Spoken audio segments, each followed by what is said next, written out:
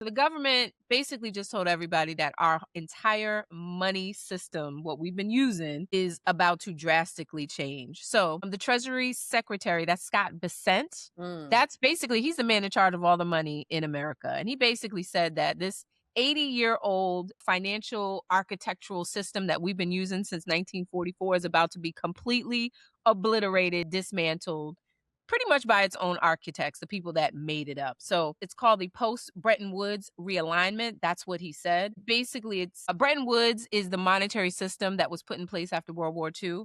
And it basically made the US dollar the center of all global trade. You want to buy oil, you want to buy certain petrochemicals, all types of things, you have to use the US dollar. You have to be able to trade in US dollar. And back in the day, our dollar used to be backed by gold. Do you remember that? I mean, it actually wasn't during a time, I mean, I remember it, but our dollar was actually backed by these gold reserves. Not anymore. Do you remember that? I remember that. And I remember learning that that's how we were able to have dollars in exchange, simply because when it really comes down to it, the bottom of it is gold.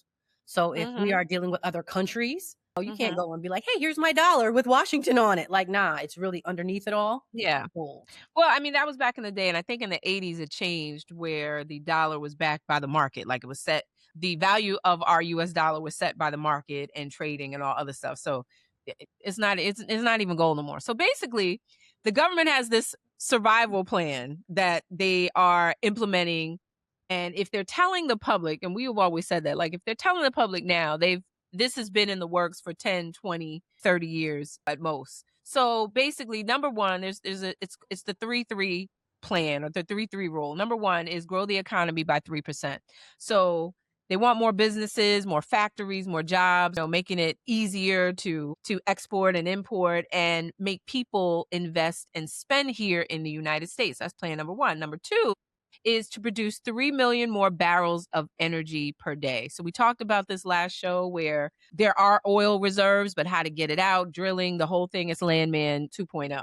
They want the US, the plan is to stop depending on other countries and basically make America an energy boss, which right now we are not. And then number Okay. three is cut the budget deficit down to about 3%. So obviously the government spends way more money than it takes in. This can't keep going on forever. So they want to kind of stop the bleed before the debt system breaks. However, what this means is that our dollar, them Franklins, it's going to be being made to be worth less on purpose. So this is the part I want people to really understand, because what they're doing is it's talking about something similar that happened. It's called the Old Plaza Accord from 1985. So the Plaza Accord was basically this agreement where the countries got together, US, Japan, Germany, France, UK. They got together at the what is it, the plaza, the town, what is it, Crown Plaza, the Plaza Center in New York. You remember that Right. place? Well, it wasn't the Crown Plaza, it was the Plaza Hotel.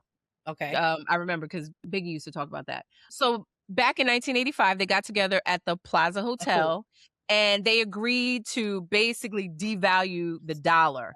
Okay. So even the US got they basically agree, like, look, it's the dollar's doing too much. We got to bring it down. And the reason why the US agreed was because it was we were behind in the industry war. Japan was like killing us with technology and everything. US exporting was like in the toilet because it was so expensive. So they basically got together and say, all right, we're going to slash the value of the dollar. That was back in 1985. So now it looks like Hmm.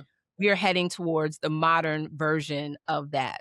And I've heard some people call this as the Mar-a-Lago Accord, and we know why. So basically, this is just another conspiratorial effort to weaken the dollar on purpose in order to restore the US's power. This is crazy. Just even that. You got any thoughts on that? To restore This is what's US's happening power. right now. First of all, when you I'm thinking dollar, I'm thinking you take a dollar and we've taken it to 1 cent. We're not even making pennies anymore. As of November 2024, it costs too much to make pennies. So we know we don't have pennies anymore, right? So if you're telling me our value is being cut, do you remember when you would be able to go to an ATM machine and take out $10? Now it's multiples of 20, if not even more. Sometimes you got to take out $100 out of the machine.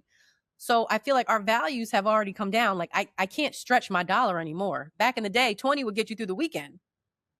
Well, absolutely. So I mean, even the dollar value has decreased. I mean, you can Decreased see it. I see it tremendously. when I travel. You can see what's happening. So the government's plan is to basically intentionally weaken the US dollar like 20-40%, because the idea is that if the dollar's weaker, then the American factories become cheaper, and then US imports, the whole industry of US imports becomes stronger, and then foreign goods become more expensive. So it forces people to buy American, right? So that would help the US industries, of course, by doing that. But who does it hurt? It hurts the regular people. People, It's every just as what you're talking about is my dollar doesn't go as far, because what happens is your money is buying less. So we're talking about groceries, travel, imports, luxury goods, everything. Everything. The sacrifice is, even though purchasing power is supposed to strengthen, but who is really going to feel the brunt of it? It's the regular, everyday people. And it's like he said it. The U.S. Treasury guy. I mean, he basically said it like this is what we're doing. So you have countries like China, Russia, and India, which other countries they're just quietly leaving the U.S. dollar. U.S. dollar used to be the super force, but it's really not anymore. And the broader BRICS nations, those are the nations that kind of pulled out of the trading system. They're building a system to trade without needing the US dollar. And that is huge, because for decades, the world needed the dollar to buy oil.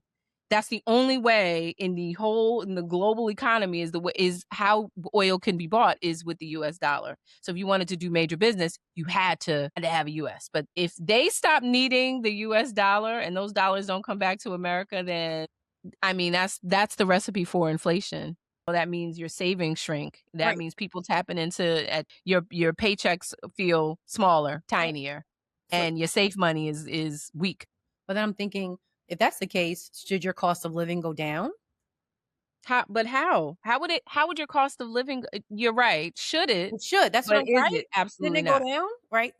That would make sense to me. I mean, just thinking historically, the stock market had crashed in, was it like 1929? I just remember learning this. There was a Great Depression, and World War II actually brought the economy back up with war. I just remember learning about Hoover homes, right? And remember the great grapes of wrath? Do you remember the Well, Great Depression? Anyway, you weren't there for the Great Depression. I'm just saying, like, just learn. I'm like, you remember the Great Depression? You were like, no, you don't remember living in a Hoover home? No, no, no. But just looking at how there was a time where clearly, shit, it was a Great Depression. It's like, are we going back in that direction?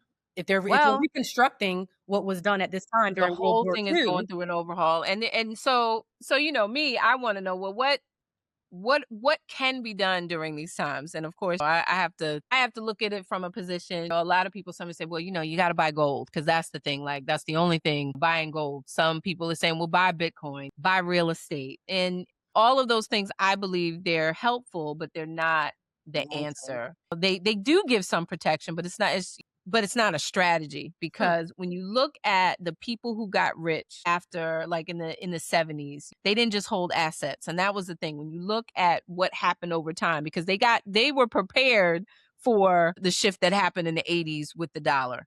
And when you look at what was happening during that time, those were the people who owned businesses where they owned systems that created money. So no matter what happened to the dollar, they was going to be all right. And I think that is something that people really need to look at, because the question is like, not that this is it going to happen, like it's happening, it's already happening, but the idea is like, how can you position yourself in this? Because if the dollar weakens, the system is shifting. It's already been said, this is what's happening. People who depend only on savings, there's going to be a struggle here. The people with the strong cash flow, the businesses, the ownership, the leverage, those are the ones that are going to ultimately survive.